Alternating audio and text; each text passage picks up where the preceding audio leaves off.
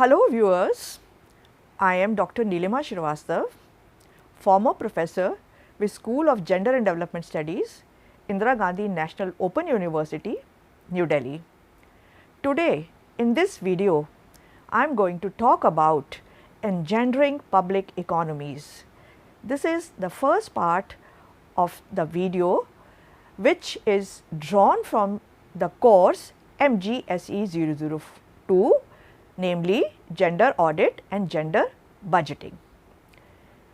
In this video, I am going to discuss about the historical background of engendering gender in macroeconomies, both from the national and international perspective.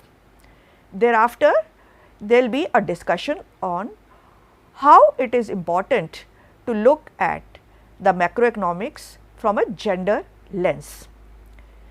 In the next segment of the video, we will be discussing interlinkages between gender and public economies, and towards the end I will be talking about the impact of engendering economies across genders.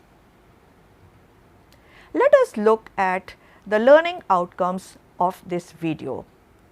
After watching this video, you would be able to analyze the importance of having a gender lens while looking at development. You would also be able to discuss why it is important to promote gender equality for economic development of any country, and you will be able to draw upon the interlinkages between gender and the economies and learn about engendered economic growth of a nation can happen only when we promote gender equality. In this age of marketized economy, the process of engendering the economy has become very crucial. As you know, the market as such is not sensitive to the needs of different genders, and it tends to reinforce the system of patriarchy to maximize its profit. Gender inequalities and economies have a two-way interconnection as both affect each other, and by now you would understand how economy has a significant influence over gender. Therefore, it is important to understand how engendering public economies will create differential impact across genders, and especially for women who comprise of almost 50% of the population and are still at the margins of the marketized economies across the world.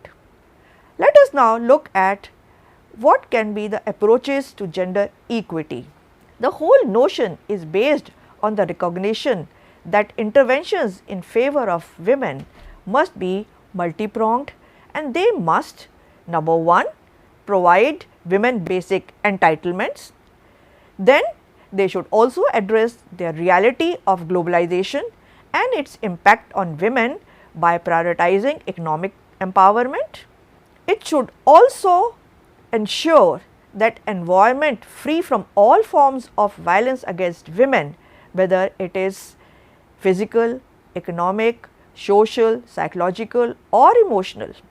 Then it is also important to ensure that participation and adequate representation of women at the highest policy level should be there, particularly and especially in parliament and state assemblies, and it should also strengthen existing institutional mechanisms and create new ones for gender mainstreaming and effective policy implementation. Now, let us look at the historical background of this, and we will be looking into the Indian scenario. In the 1970s, there were several advances in drawing attention to women's role in the potential growth of Indian economy. In this respect, one of the most significant steps was taken in 1972 when a committee to study the status of women in India was appointed. The publication of its report in 1974, called Towards Equality, concluded that though women do not numerically constitute a minority, they are beginning to acquire the features of a minority community by the three recognized dimensions of inequality, namely class, that is economic inequality, the status, which relates to the social position of an individual in any given society, and the political power that the particular group wield within the politics of the nation. It critiqued the prevailing 5-year plan's approach to women's question, which ignored their contributions to the economy to a point where women's decreasing work participation rate and share of employment and increasing poverty and insecurity in economic sector, namely agriculture, forestry, livestock maintenance, cottage industries, sericulture, fisheries and retailing, where they earlier used to dominate, were not even viewed as part of the economy. The Committee on the Status of Women in India in its report also made several recommendations to secure social justice for women, remove obstacles for their advancement and provide opportunities for them to realize their full potential. International Women's Year in 1975 and Women's Decade provided a thrust to the changes in policy towards women's issue all over the world as well as in India. The sixth plan, which is from 1980 to 1985, laid emphasis on women and development and attributed the low status of women to the lack of income generating opportunities. Indian women were now beginning to be seen as active partners in development rather than passive subjects for welfare.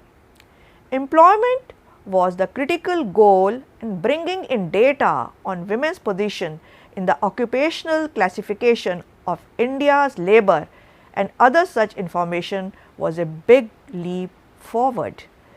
The plan focused on extending assistance to help women overcome poverty, highlighted the need to improve women's accessibility to assets and recommended that women receive joint titles to land and property. The seventh plan, spanning 1985 to 1990, acknowledged the important role of women in agriculture and allied sectors and the gap between social reality and its perception by the society at large. There was a shift in the eighth plan between 1992 to 1997 with emphasis on women's development to women's empowerment, that is to ensure that benefits of development from different sectors do not bypass women, and special programs were implemented to complement the general programs. In the ninth plan from 1997 to 2002 and in the 10th plan 2002 to 2007, the focus for women was on the creation of self-help groups, and these plans suggested strategies, policies and programs for the empowerment of women.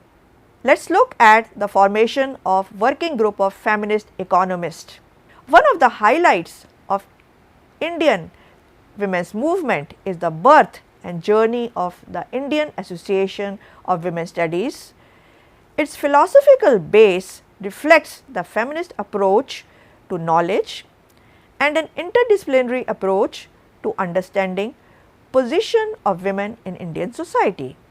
In April 1981, their first national conference on women's studies defined women's studies as the critical perspective and recommended the integration of the women's question in all disciplines at higher education. The conference led to the birth of a network which called itself Economists Interested in Women's Issue Group. This was done in order to be inclusive of men. These conferences took note of data on women's particular locations and issues arising from them, along with challenging the statistical system and the way that data used to be collected. This paved way for developing a new lobby or voice for women economists. The 11th plan was being designed, and this network considered engaging with it in terms of knowledge driven gendering of public policy. Now, let us look at the recommendations of this working group of feminist economists. It recommended that it should be recognized that inclusive growth is not compatible with increasing inequality. It further recommended that women's experience can provide ideas and practices for a more inclusive growth strategy. Change in demographics of agriculture by way of growing feminization as men moved to non-farm sectors. This led to increase in female headed household that needs to be studied. Women's recognition in non-agricultural sector, especially in industry and in services, is significant and has to be recognized.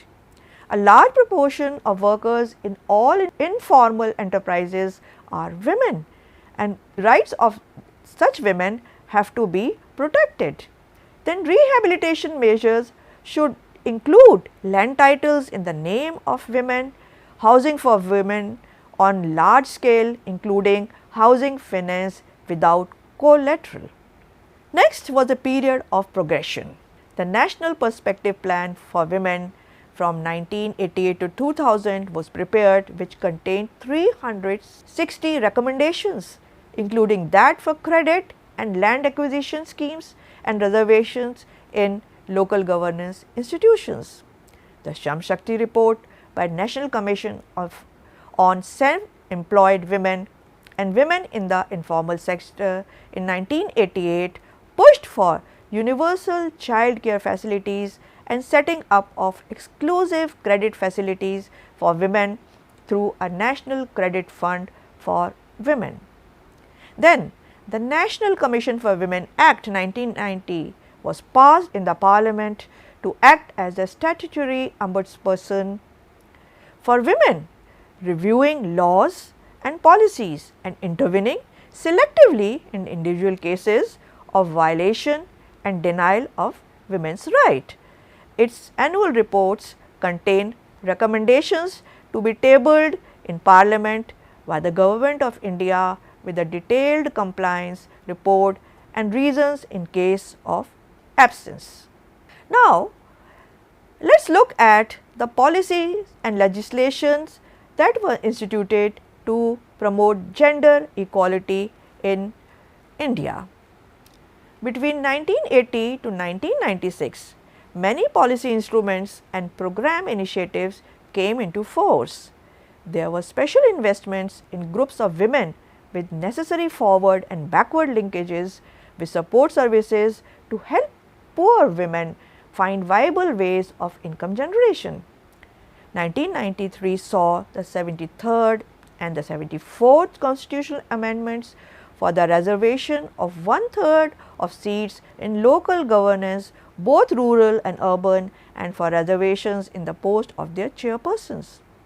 In 1996, the National Policy for the Empowerment of Women was drafted to set policy directives for securing gender justice and gender equality and for mainstreaming of gender considerations. It came into force as National Policy for Empowerment of Women 2001.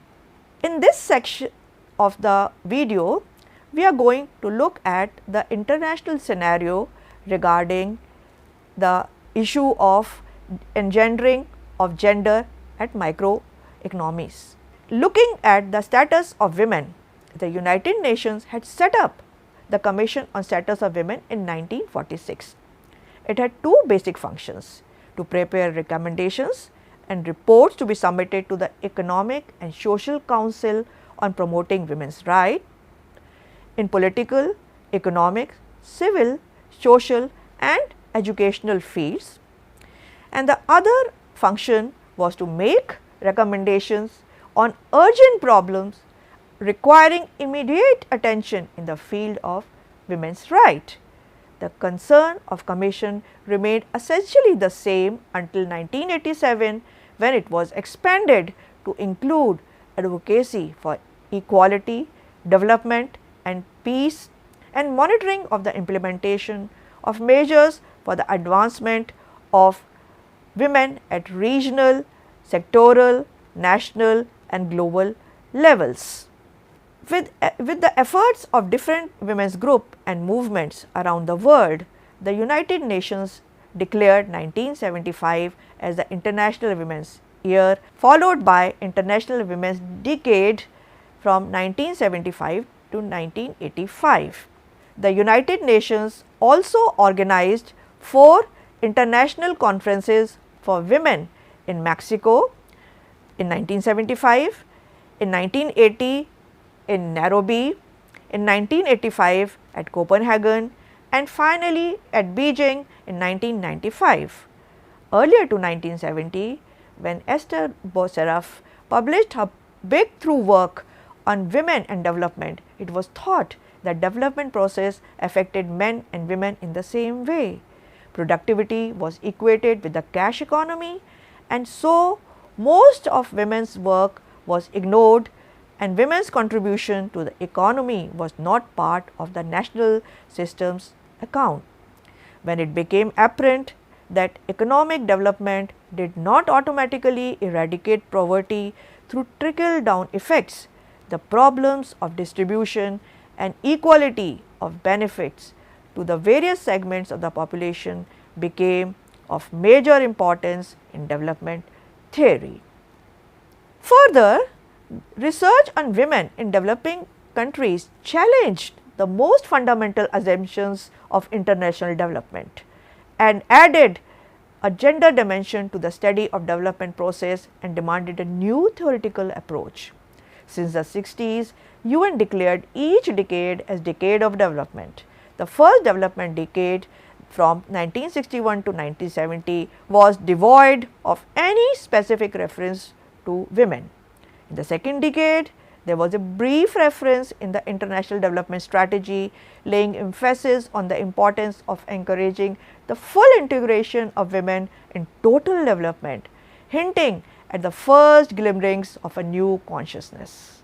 This was further spelled out in the strategy for the 1980s, which declared women agents and beneficiaries in all sectors and at all levels of the development process. Empowering women for development should have returns in the terms of increased output, greater equity and social progress was what the UN suggested in 1989.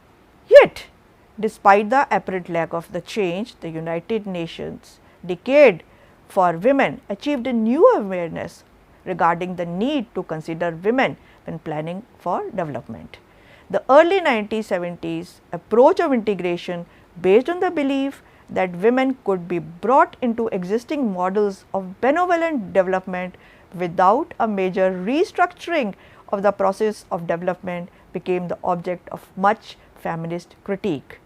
The alternative vision of development with women demanded not just a bigger piece of someone else's pie, but a whole new dish prepared, baked and distributed equally. Janet Mommsen said that it soon became clear that a focus on women alone was inadequate and that a gendered view was needed. Similarly, the Decade for Women saw not only very limited changes in patriarchal attitudes, institutionalized male dominance and few areas where modernization was associated with the reversal of the overwhelming subordination of women. Let us now look at gender and poverty and how they are interlinked. According to the World Bank, nearly 700 million people live in extreme poverty, surviving on less than $2.15 per day, and a great majority of them are women. The majority of world's extreme poor live in sub-Saharan Africa, followed by South Asia. And you would be surprised to know that as of 2023, in the US, approximately 36.8 million people were living in poverty, with a poverty rate of 11.1%. Women were more likely than men to live in poverty in 2023. Along with persisting poverty, women occupy only a subordinate position in political, economic and social life. Extreme poverty disproportionately affects women because they do not have many opportunities as men to receive an education, work or own property. Therefore, it can be said that gender equality and poverty are intrinsically linked. While on the other hand, new paid and low skilled jobs for young women are also created in factories, reducing goods for exports. Studies have also proven that neoliberal economic policies made women to work longer hours than men.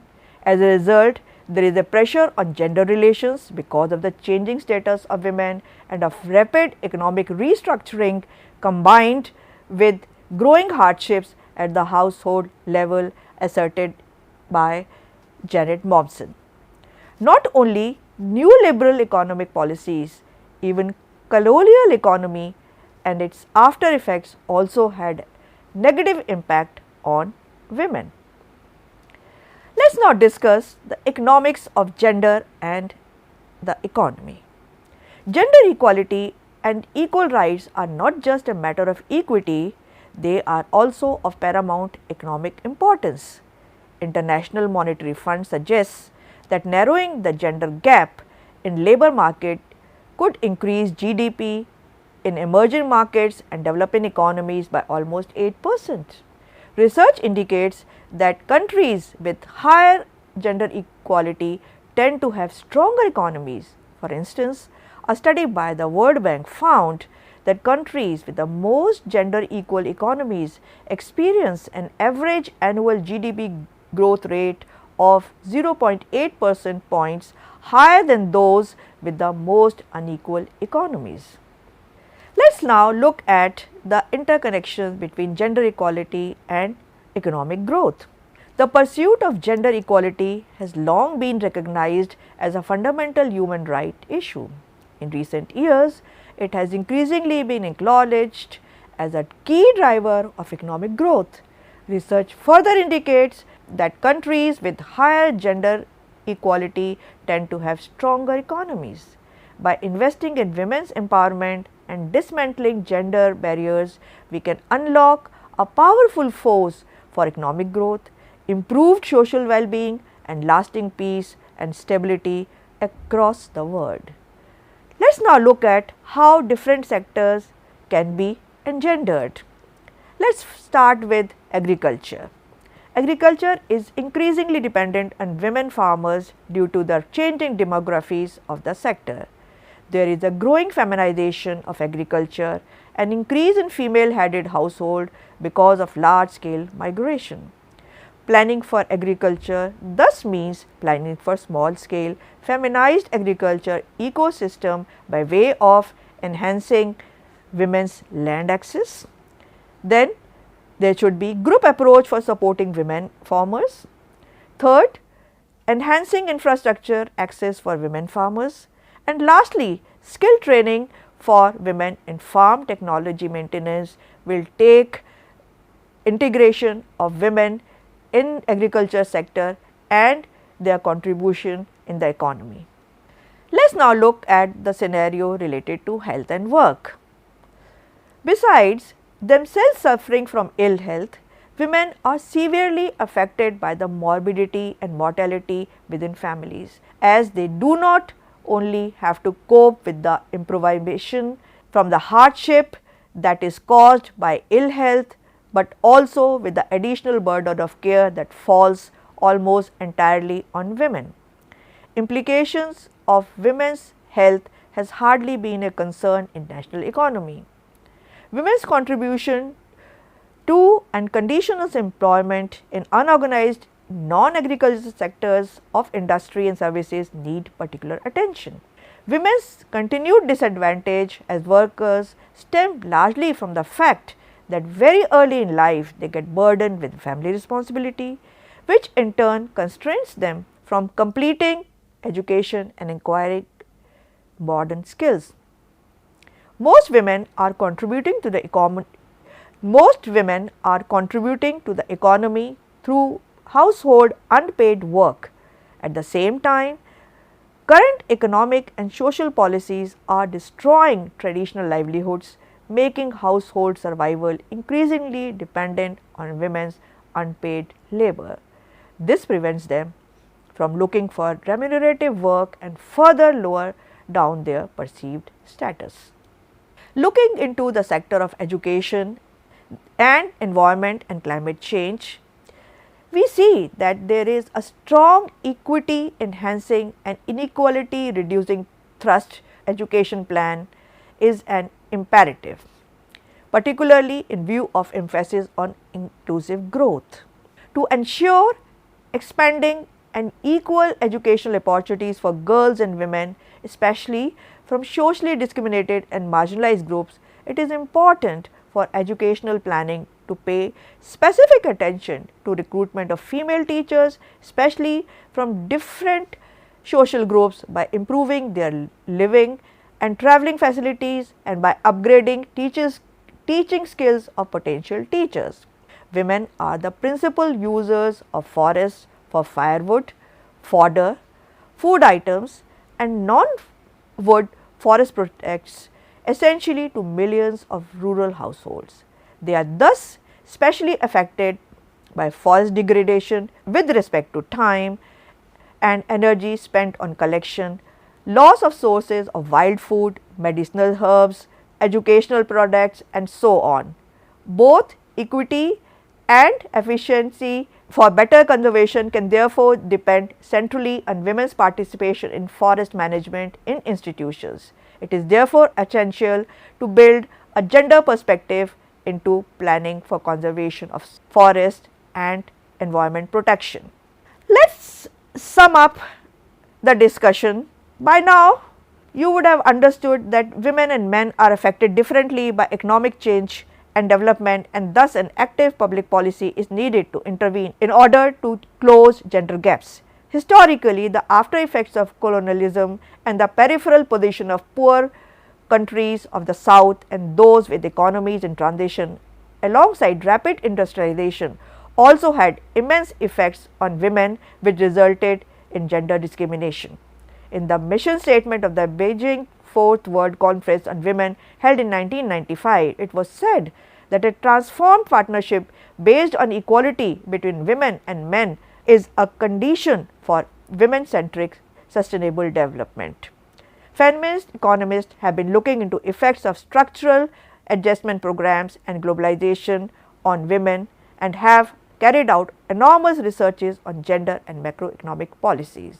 From here, we will continue in the second part of the video. Now, let us look at the references that have been used in this video.